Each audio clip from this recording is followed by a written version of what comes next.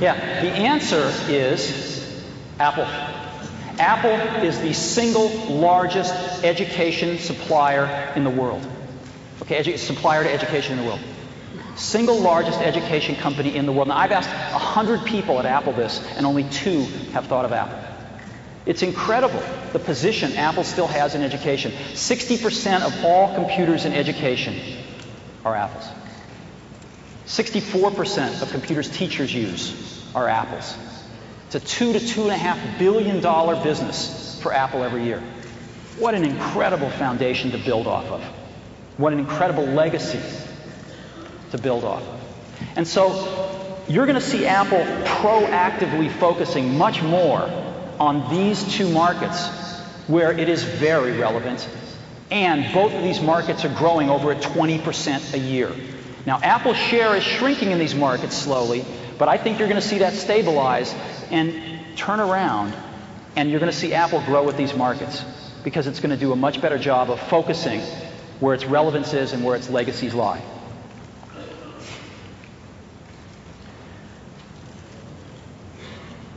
Next, core assets. As you know, Apple's greatest core asset is you all. It's the group of 20 to 25 million active users that believe that Apple products and Macintosh is still the best in the world.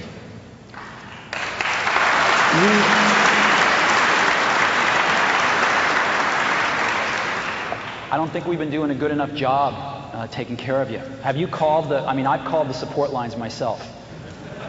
I've gotten very acquainted with the hold signal. And so I think we're going to see some changes there soon. And I apologize for anything in the past.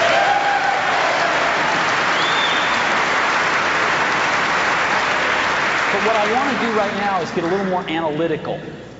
And I want to say, sort of from a more analytical standpoint, what are Apple's core assets? And there's 2 of them that I've been able to uncover.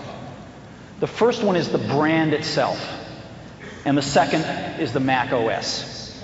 Now, the brand, if you asked, what are the 5 greatest brands in the world?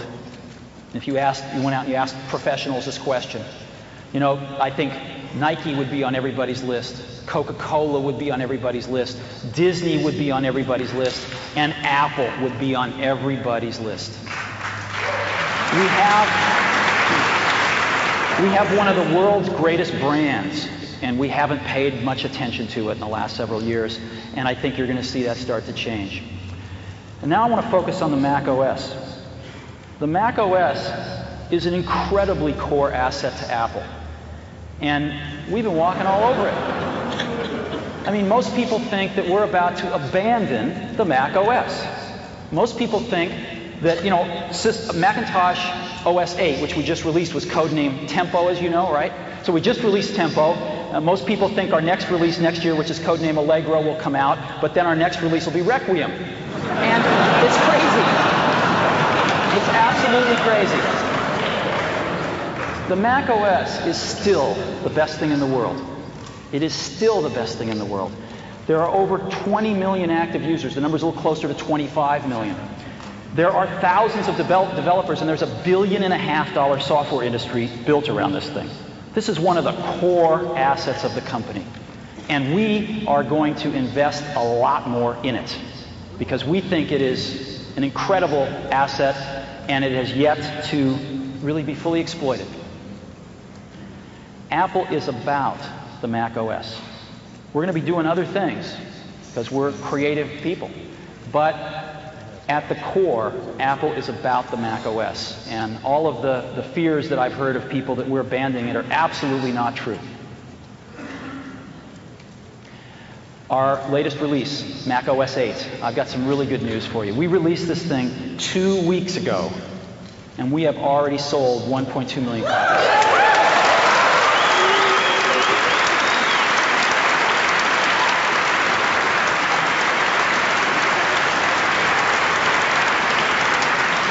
That's 4 times greater than what our forecast was. So we're scrambling to ship everything, and if it takes a little bit to get yours, please, I apologize for that, but we are scrambling. And this number's going up. It shows no sign of abating. So things are going very well with OS 8. Now, I'd like to talk about meaningful partners. Apple lives in an ecosystem, and it needs help from other partners. It needs to help other partners. And relationships that are destructive don't help anybody in this industry as it is today. So, during the last several weeks, we have looked at some of the relationships, and one has stood out as a relationship that hasn't been going so well, but had the potential, I think, to be great for both companies. And I'd like to announce one of our first partnerships today, a very, very meaningful one, and that is one with Microsoft.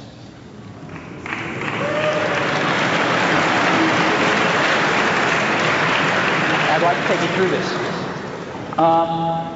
The discussions actually began because there were some patent disputes. And rather than,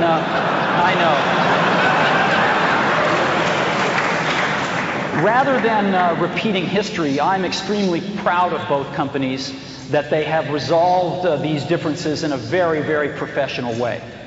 And this has led, I think, to an overall relationship that we're announcing today that's got several parts to it, and we're extremely excited about.